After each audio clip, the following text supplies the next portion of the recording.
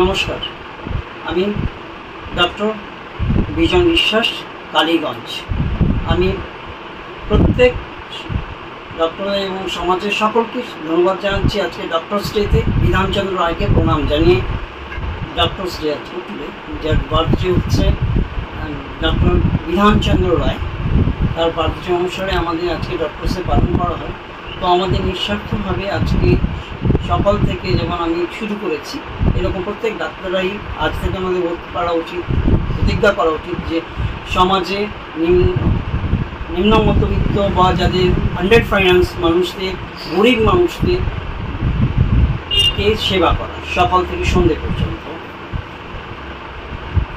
আজকে এটা হয়ে গেল। আজকে একটু শিশুদের জন্য বার্তা দিন। এই বর্ষা ঢুকলো, শিশুরা কিভাবে ঠিক থাকবে এই বর্ষার দিনে, যাতে রোগ জ্বালা থেকে।